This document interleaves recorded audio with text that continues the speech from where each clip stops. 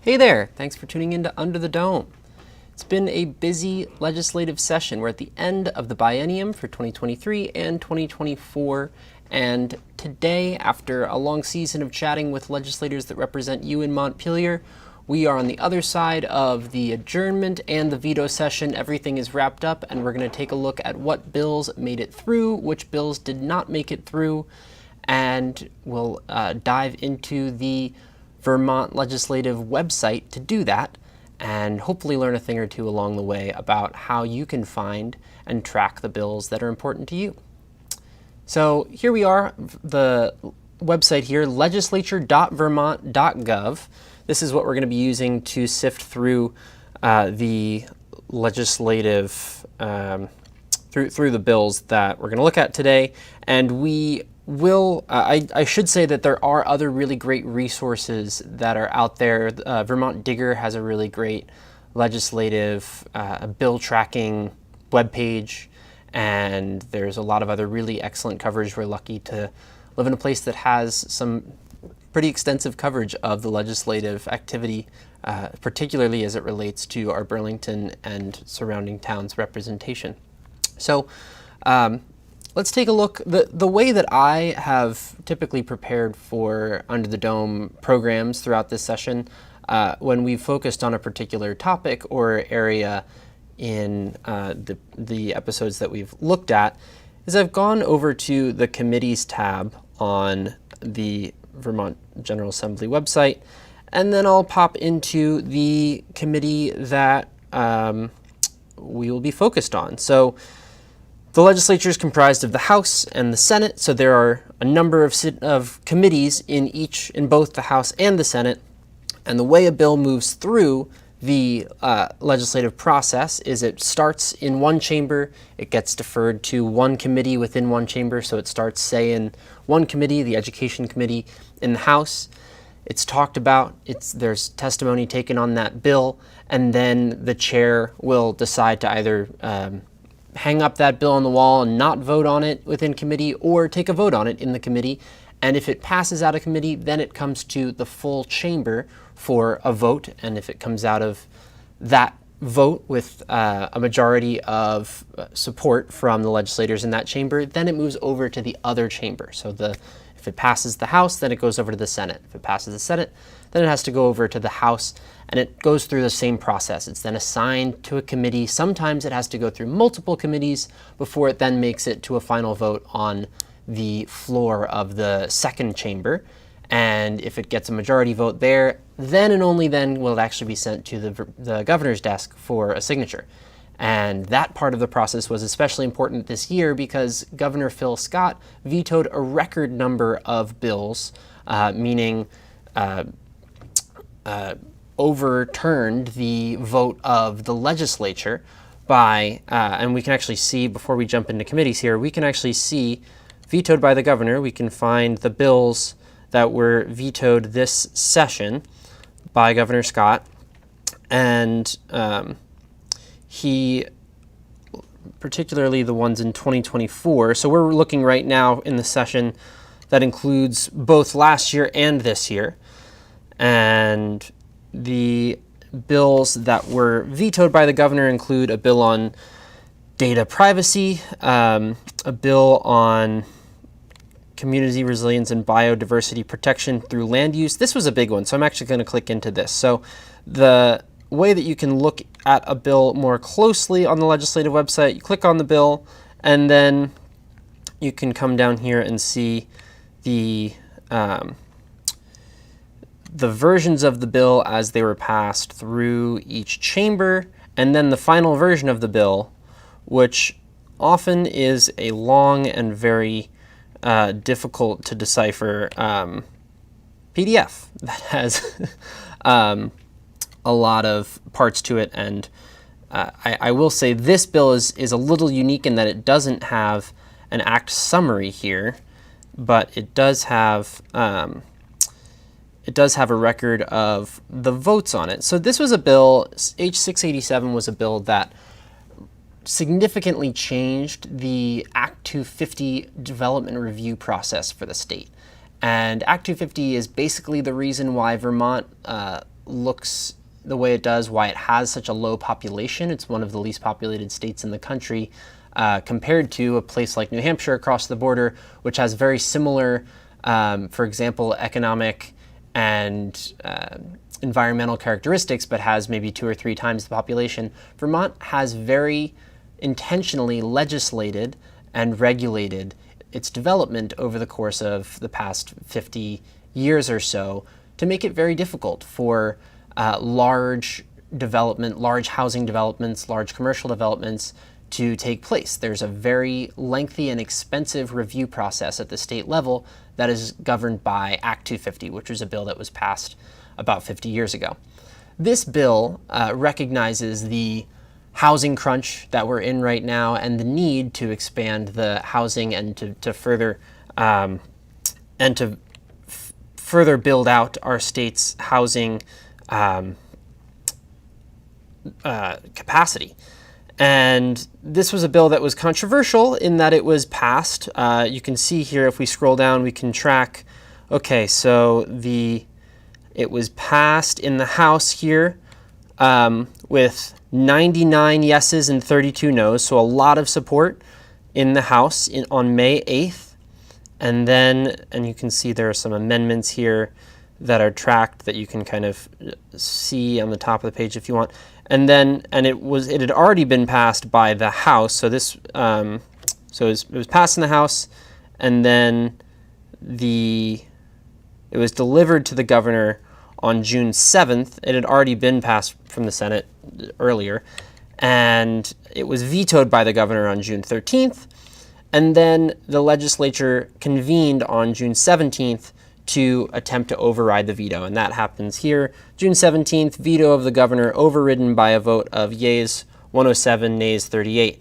And the threshold, you can see here, you need 2/3 of the chamber to vote in favor of overriding a veto in order to actually make this bill become law without the governor's approval.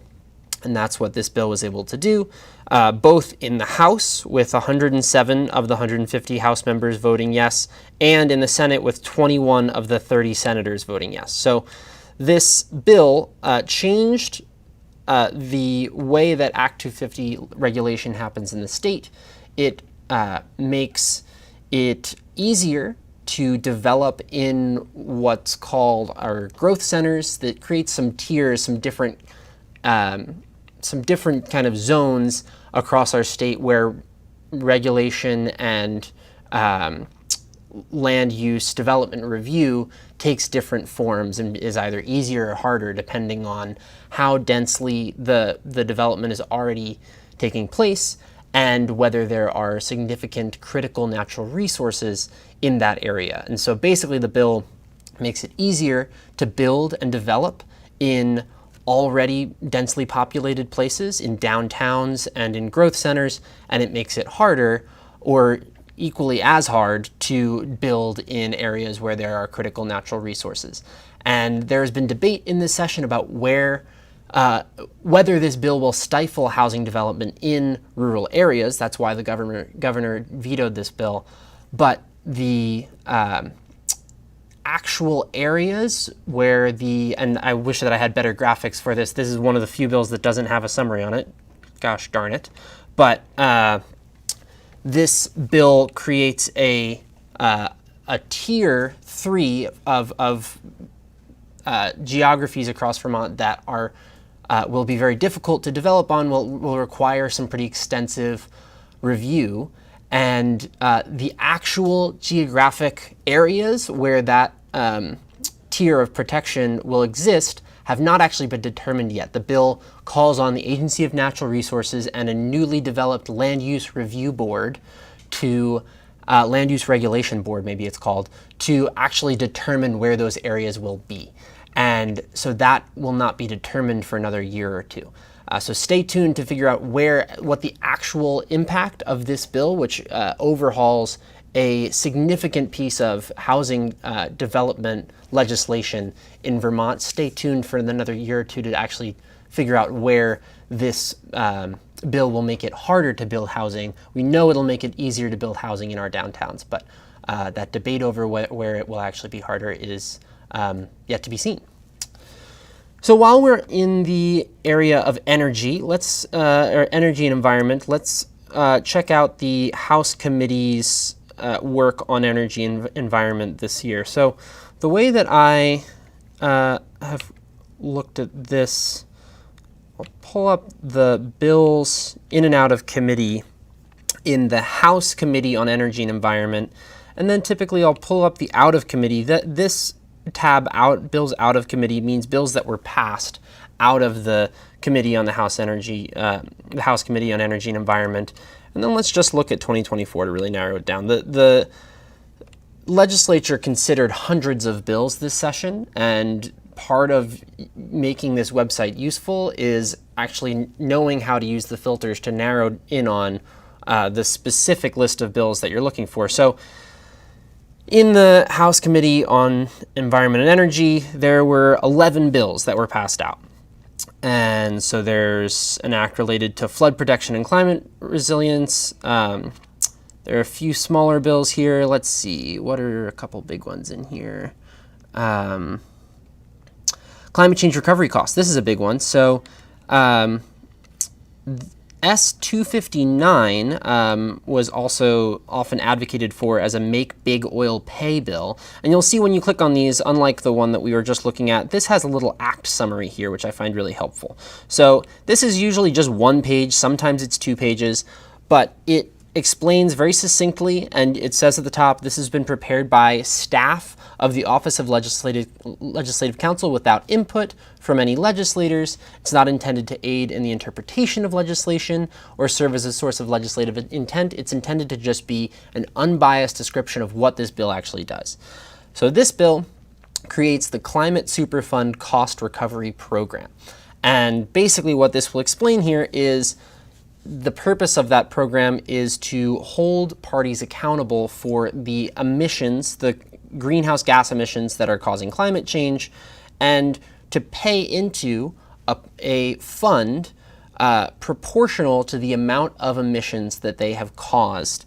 And this is not just for fossil fuel extractors that are based in Vermont. This is fossil fuel extractors across the country, possibly across the world. I'm not actually sure whether it's just limited to the United States. I assume it would have to be. But responsible parties are liable for cost recovery payments to the state, and an entity's cost recovery payments shall be the same ratio or share of the cost to the state from the emissions of covered greenhouse gas emissions as the entity's ratio of or share of the aggregated covered emissions from fossil fuels during the covered period. So basically it's going to take the inventory of all of the greenhouse gas emissions that have been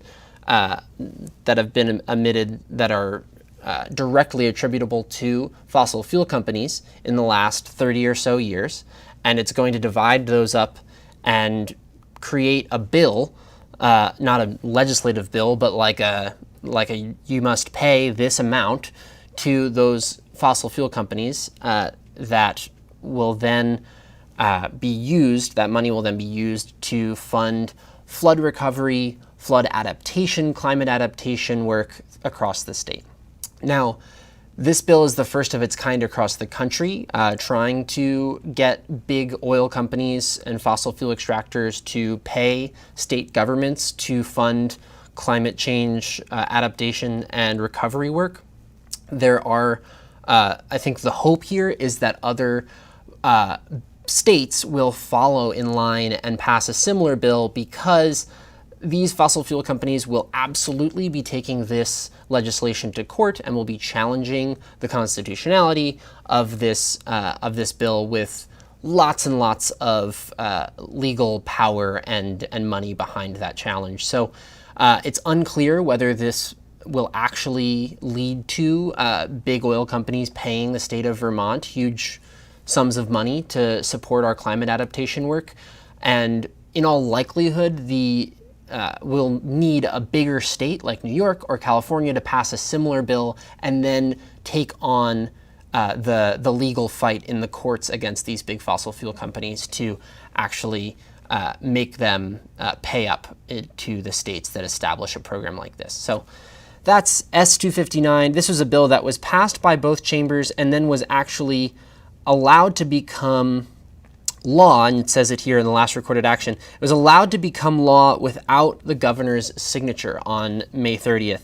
And that's something that the governor can do. I don't totally understand why he does this, but sometimes instead of signing a law or vetoing the law, he just says this law can be put into place. I don't totally support it. I think his concerns were that there will be big legal fights that may be expensive to the state that are brought on by this bill.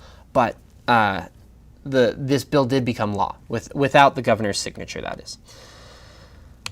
So that's S-259. Let's see. There were a lot of the last thing I'll point to in the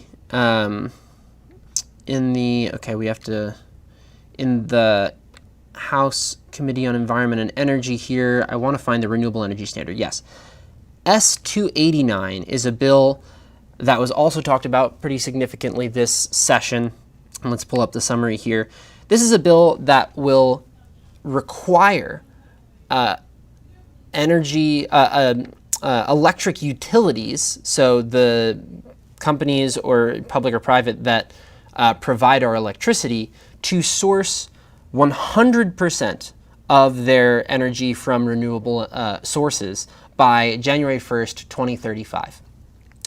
And so there was debate about whether this was going to be very expensive for the state. There was also a lot of advocacy from folks who are very concerned about climate change and emissions, recognizing that transportation, heating, electricity are the sectors that are the biggest drivers behind Vermont's emissions, and that Vermont's electricity actually is sourced currently from a mix of different players. There's hydropower that comes from Quebec. There's wind and solar, which is a small slice but growing. And then there is a slice of our electricity that comes from the New England grid, which is powered by fossil fuel plants that are not based in Vermont but are based in other places in New England. So this bill essentially requires Vermont to move off of the New England grid, which has fossil fuel in its electricity mix, and become more independent in terms of its energy and electricity sources. It probably will be expensive, and I think, so let's see whether so this is a good example to try and find.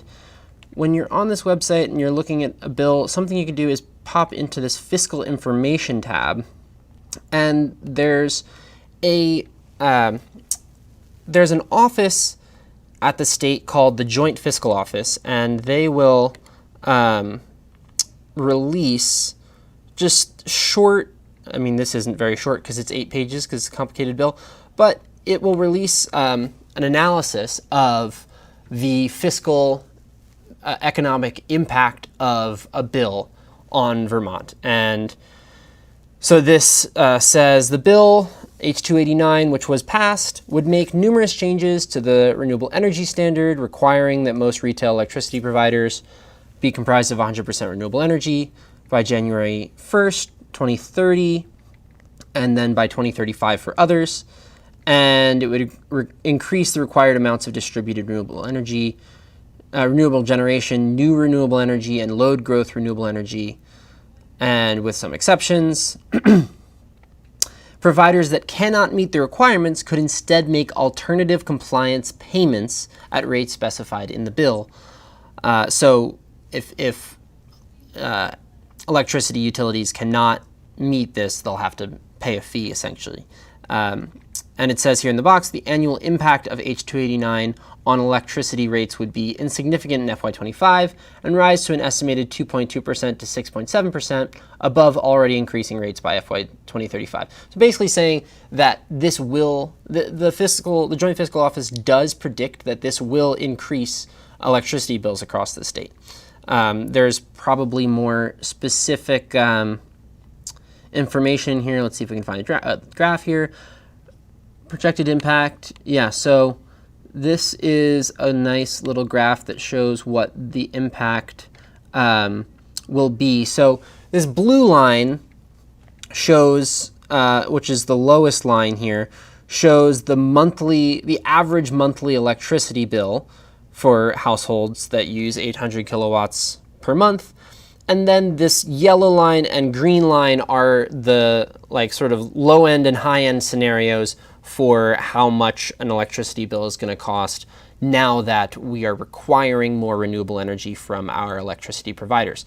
So for example, 2035, before this bill was passed, we were expecting in 2035 it would cost $200 per month for the average Vermont household to pay for electricity. And after this bill has been passed, it's now going to be more like $215 in 2035, or somewhere between $205 and $215 in 2035. So that little increase representing the cost that is required to invest in renewable energy in the state and get off of the New England grid, which is fueled by fossil fuels.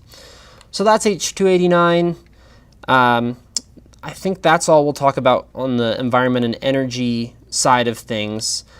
Let's go over to education, which is where I know a lot of attention was focused in this session. This is tricky. So the Vermont legislature was faced with a lot of cost pressures facing the public schools in Vermont, and was left with not a ton of options to reduce those the increasing property taxes that would result from the higher benefits costs, higher health insurance costs that were negotiated by the teachers union across the state, the reduction of federal money that was brought on by COVID to support schools, which is now gone, as well as some legislation which changed the formula that tells the state who pays how much into the education fund, and has tried to make it more equitable for towns that have less resources and have students that are more expensive to educate, students with that are learning English, students with learning disabilities, students with that are living in poverty or whose families are living in poverty. There was legislation, Act 127, passed a few years ago that intended to shift the cost burden of public education across the state away from schools that were facing a student body that was more expensive to educate than the average student body in Vermont, and factoring in the income and capacity of taxing capacity of those communities. So there was a lot of shifting around and we remember from town meeting day, there were a lot of really significant tax hikes on property tax bills this year, and legislators spent a good deal of the session trying to buy down the property tax increases that were coming down the pike. They were able to do that in some ways by using one-time funds that were left over here and there, getting crafty about using COVID-related funds to make property taxes, which, by the way, are the primary way that Vermont funds its public education system, is through property taxes. But ultimately, I think the number that was landed on was around 14% was the average increase across the state for education-based property taxes. And a reminder here that this is that if you're a property taxpayer, you have your education property tax bill and you also have your municipal property tax bill, and those are two different things. And so when you go to the ballot on town meeting day to vote for your school budget, that is different from voting for your city budget, and that those can be increasing at different rates. For example, in Burlington, we just heard the mayor's office announce that the increase in taxes expected for the municipal budget is somewhere around 10%, and we know that the increase in taxes for the Burlington School District is somewhere between 10 and 15%. I don't totally remember exactly what that number is, but the House Committee on Education, let's come back in here and see what they were working on this session.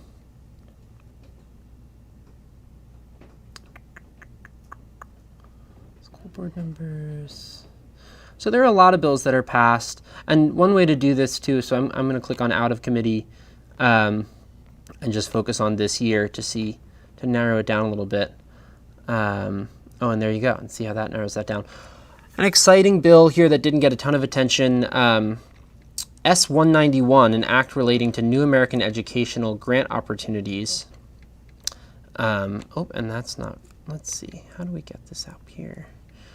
So this act makes it possible for new Americans, folks who are not U.S. citizens yet, to access scholarship funds and educational grant opportunities. Let's see here. So this is the act summary that I've pulled up. To add an exception regarding the one-year residency eligibility requirement for certain advancement grant applicants.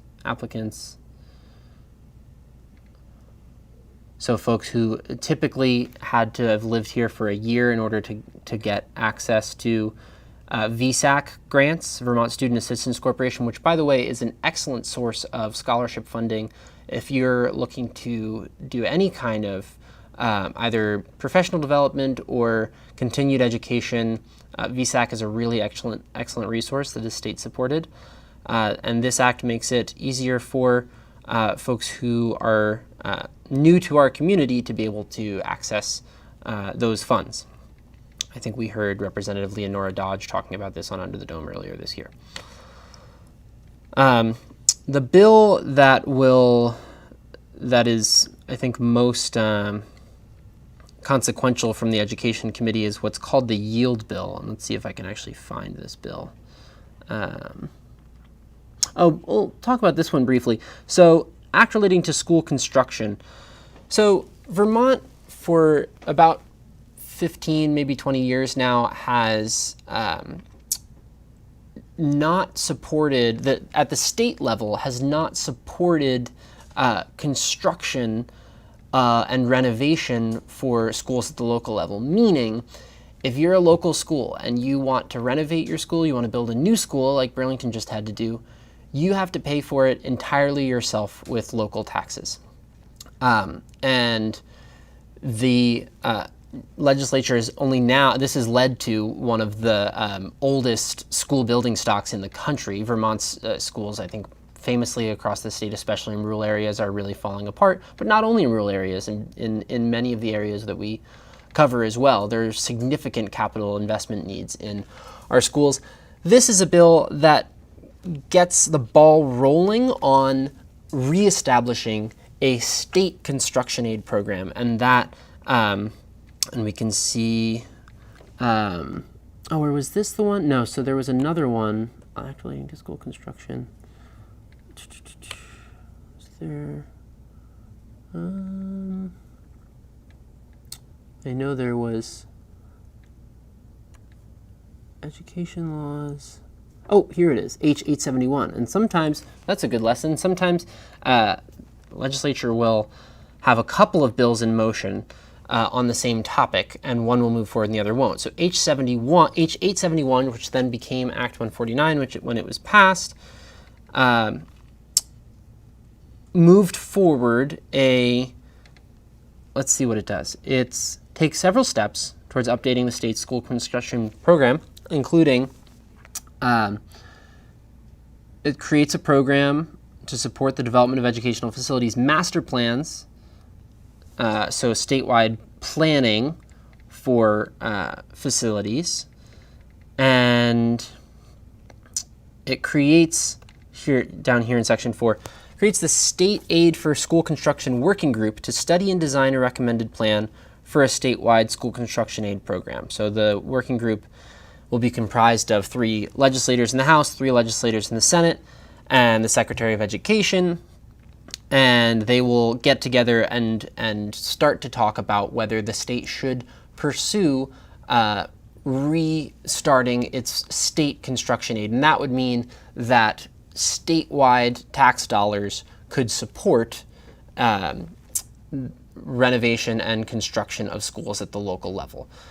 We've heard from communities across the state that when you have an old falling apart or a school building that needs renovation, it's very hard to go to the voters on town meeting day and ask for the full amount of money that is needed for the renovation of that school. This program would make it potentially easier to afford, for communities to afford to renovate and reconstruct their schools. So that's Act 149 out of H 871. Let's see, what are some other ones that I really wanted to make sure I talked about? Act 250 was a big one. We talked about education tax rates. We talked about the renewable energy standard. We can talk about a couple of bills that did not pass. Oh, let's talk about H 72. This would be a bill, and maybe we can talk a little bit about criminal justice now. So H 872 was the overdose prevention bill. Where would that have been? I think that was it in healthcare? Maybe it was in human services? Let's find it.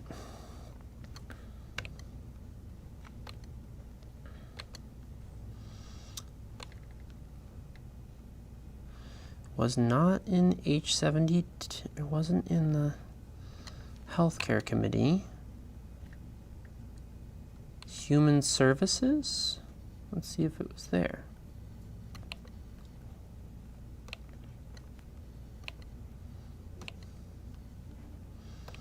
We're looking for H72. So maybe then we can just type it up here. And there it is. Okay. An act relating to harm reduction criminal justice response to drug use. So this was an act, this was the bill that got a lot of attention because it establishes an overdose prevention center in Vermont, the first overdose prevention center in Vermont. And so if there is not I'll just kind of go back here and say, this also doesn't have one of those sweet short little summaries of what the bill does. But what it does have, for some reason they take this off the enacted bill, but as passed by both House and Senate, you can click on the official bill that was passed, and it says who sponsored it, and it also says statement of purpose of bill as introduced, which is a helpful way to just get a general overview so that we don't have to read all 28 pages of this. This bill proposes to eliminate criminal and civil penalties for operation of a safer drug consumption program, repeal the crack statute, not sure what that is, repeal the sunset of the decriminalization of small amounts of buprenorphine, establish the Drug Use Standards Advisory Board with the Vermont Sentencing Commission for determining benchmarks for personal use dosage and personal use supply for regulated drugs, and require the Sentencing Commission to use benchmark recommendations for the Drug Use Standards Advisory Board to make recommendations regarding adjustments in the amounts for possession, dispensing, and sale of regulated drugs. So this does a lot, and it's important to note that there are many things that this bill does that were not significantly discussed publicly, but eliminating criminal and civil penalties for operation of a safer drug consumption program is sort of the headline of this bill, which will set the path using opioid settlement dollars, so not using state taxpayer dollars, but actually using money that the state received in a settlement from big drug and pharmaceutical companies that were forced to pay to resolve lawsuits regarding the opioid crisis. That money is now going to be used to set up an overdose prevention center in Burlington, and it's not determined yet where that will be, but that is made possible by this bill, H72. H72 was a bill that had a sort of rocky path, and we can see on the bill's activity tracker here So you can see that if we go back to when it actually first passed, okay, so it was, we actually have to go back all the way. Let's go all the way back and see. Oh, actually, maybe we can just say roll call votes. Yeah, there we go. So if we look at just the roll call votes for this bill, and I wonder if I can just zoom in a little bit. Is that possible? How do I do that? Is it that? Yeah, okay. That's helpful. So this bill was first voted on in the House on January 10th. And it passed with 96 yeses and 35 noes. And then it sat in the Senate for a long time, was debated very heavily. And it was passed with 21 yeses on May 1st. And then it was vetoed by the governor. Well, it was sent back to the House because the Senate had made some amendments. The House then passed it. So, oh no, actually, okay. So here we go. So the bill was passed by the House in January. It was passed by the Senate in May, and then it was vetoed by the governor, which is not shown here, but it was vetoed by the governor. And then the veto was overridden by the governor in the House with 104 yeses on June 17th.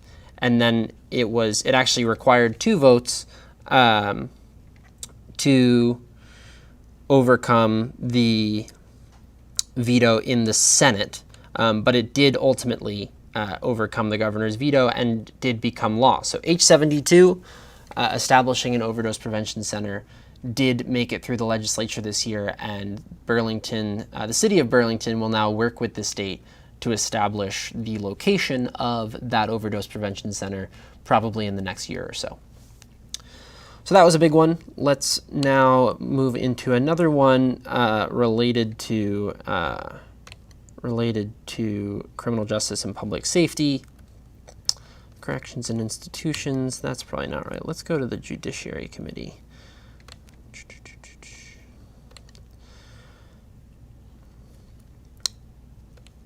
Judiciary Committee, which deals with the judicial system. So let's look at bills out of committee in 2024 in the House. And I'm starting in the House here just because the House often is able to just generate more legislation than the Senate. There are 150 House members and only 30 senators. So oftentimes bills will start in the House. It's not always the case. There definitely were bills that started in the Senate this session that made it through. But they do ultimately have to make it through both sides. So if you're looking at the Senate Committee on the Judiciary, you're going to see any bill related to the judiciary that passed, whether it started in the House or the Senate. So you can see the bill number on the left here. Bills that start with H started in the House and then came over to the Senate, and then bills that start with S, which you can see down here, started in the Senate and then moved over to the House. So let me highlight a couple of things here. First, let's talk about this act relating to retail theft. And this was passed. It was sponsored by Representative Martin Lalonde, who is the chair of the House Judiciary Committee. And let's see what this does. This act modifies the penalties for the crime of retail theft. I think this was largely in response to the business community calling for greater penalties on retail theft across the state, but we've heard it a lot in the Burlington area. If the amount of merchandise stolen is $250 or less, the offender may be imprisoned for not more than 30 days.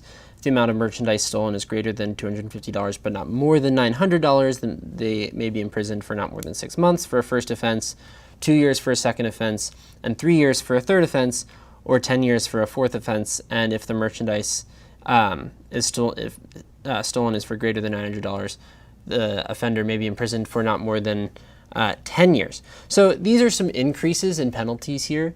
I think the original version of the bill made retail theft a felony more quickly, depending on the amount of merchandise that was stolen, and this ends up just increasing the penalties for retail theft. This was passed by both the House and Senate and was signed by the governor. You can see we're only going to get to a small fraction of all the bills that actually were considered this session. There are, I think, over 100, maybe almost 200 bills that were actually passed by or considered by the legislature this year. You can see, if we go back to bills and resolutions and then just look at the bills passed, and then come over to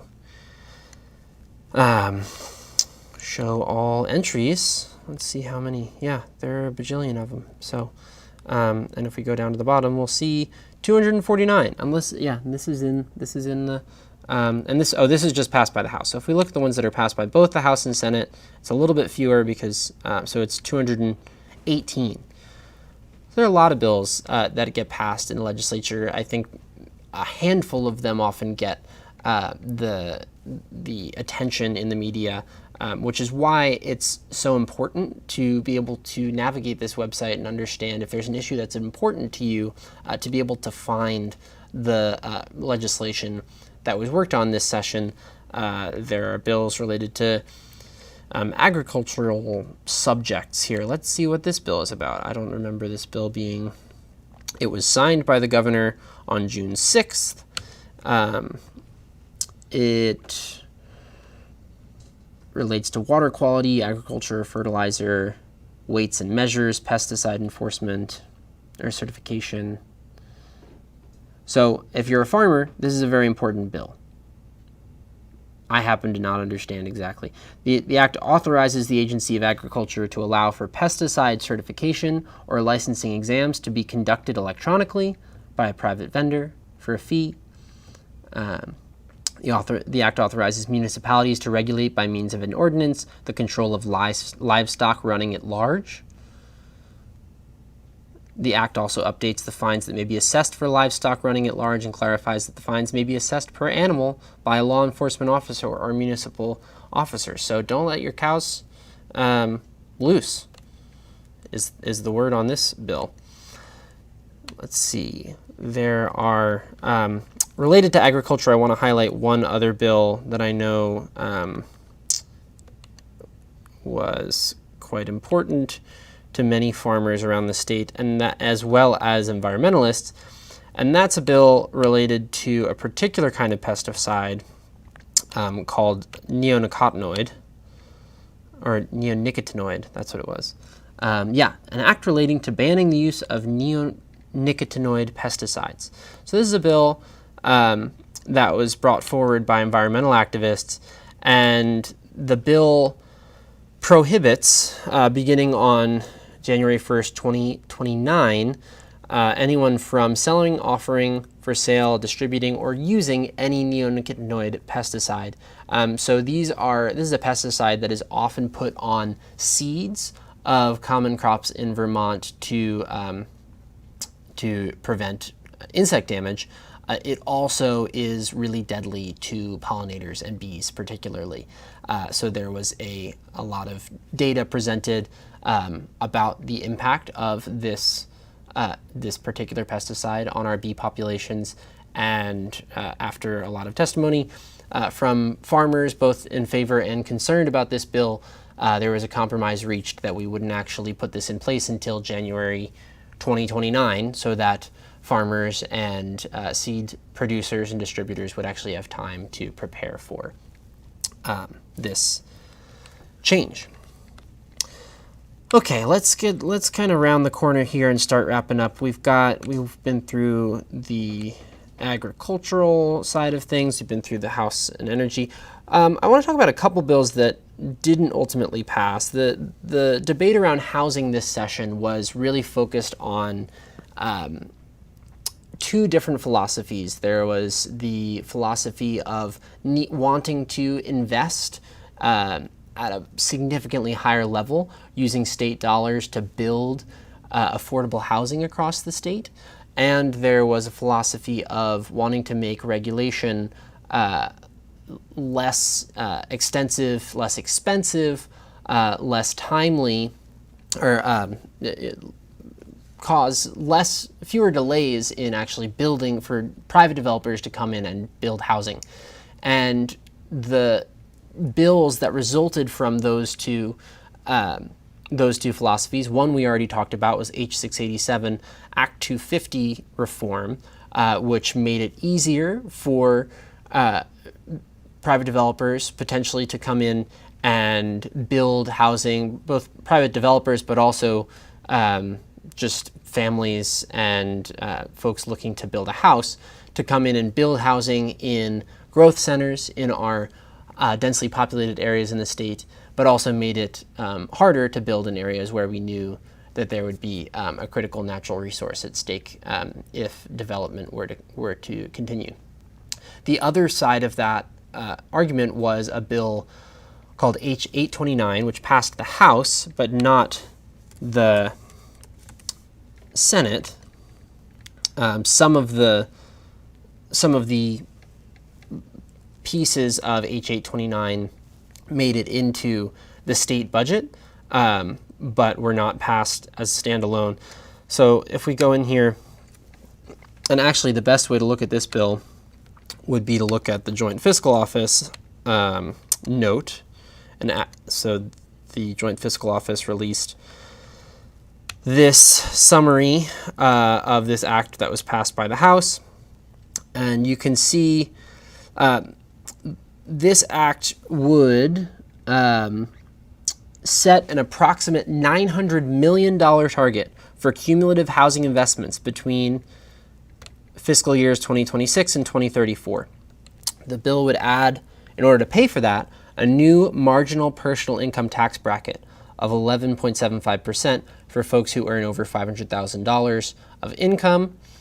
The bill would also add a new property transfer tax rate of 3.65% on transfer value above $750,000. So if you earn more than $500,000 in a year, or if you're buying a house above $750,000, and I think it was actually increased to $800,000 for the value of a house in the final legislation, then you would be footing the bill for the taxes needed to reach this target of $900 million over the course of 10 years, or maybe it's 9 years here, I guess, to build out affordable housing in the state that's paid for by state dollars. And this just shows the expected revenue from these new funding sources. Fiscal year 25, the general fund would receive $40.7 million after intended appropriations to housing programs from additional revenues generated by personal incomes. So this bill did not end up passing in the form that it was passed in the House. You can read farther down here to see some of the math behind how this bill would have been paid for. This bill, along with a couple of other bills, H880 and H719, I think, were bills that were introduced in the House this session to establish significant new progressive tax structures in Vermont, to raise significant additional revenue to cover some of the costs of the crises in our state. This was a bill related to housing that suggested that would have set us on a course to invest $100 million a year in new state-funded housing for the next 9 years. There was also Bill H880, which would have used a new, I think, corporate income tax to fund the expansion of the Vermont judicial system, adding new judges, adding new judicial assistants, adding new language access programs to reduce the court case backlog facing the state. We have about 3,000 court cases, I think, that are awaiting trial right now, which is significantly more than we had before the pandemic. And that is lawmakers point to a need for more judicial staff, as well as criminal justice reform. And that bill was also passed by the House, but not fully passed by the Senate.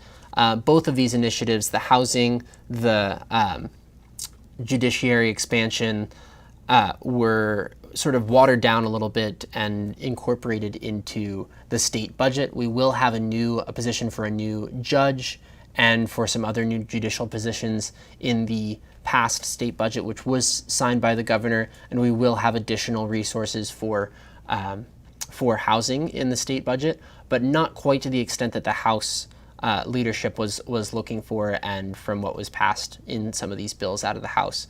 So that's something I think to look out for on in the election cycle coming up. There is this clear tension between Governor Scott, who has publicly stated that he opposes any sort of new taxes, regardless of whether they are progressive or regressive, and the Democratic lawmakers in leadership who are pushing for new taxes on high income earners and on big property transfers, on big corporations, to support expensive investments in some of the issues facing the state. I think that will be, especially as folks are receiving their property tax bill in the next 3 to 6 months, are going to be tuned into how lawmakers and the governor are planning to make Vermont a more affordable place to live, while also investing in some of the crises related to housing, public safety, criminal justice that we know that we need deeper investments in. So I think that's all we have time for. There were many other bills that were passed and considered in the legislature this year, and I suggest that you check out the Vermont Legislative website for more information if you're curious to understand some more of these. I think it is a really good tool to look through the bills passed here. I mean, you're able to see, if you go through the bills passed by the House and Senate, you can see which of these bills actually became law by looking at on the right column of the page here. You can see which ones actually became an act number as opposed to just a bill. And for any of these, you can pop into them, and for most of them, you'll be able to find an act summary, which will give you a quick 1 page, or this one's 2 pages, but a pretty brief summary of an otherwise really lengthy bill that has consequences for the communities that we live in and the ways that our state government operates. So I'd encourage you to check out legislature.vermont.gov, see, just poke around some of the other bills that we didn't get to in this program, and tune into Under the Dome and Town Meeting TV's ongoing coverage of the 2024 election, which starts this evening at 5:25 p.m. with the candidate forum for the Democratic nomination for governor, the candidate that will oppose incumbent Republican Phil Scott on the campaign trail this fall. So thank you very much for tuning in this session. This has been Under the Dome. Thanks. So long.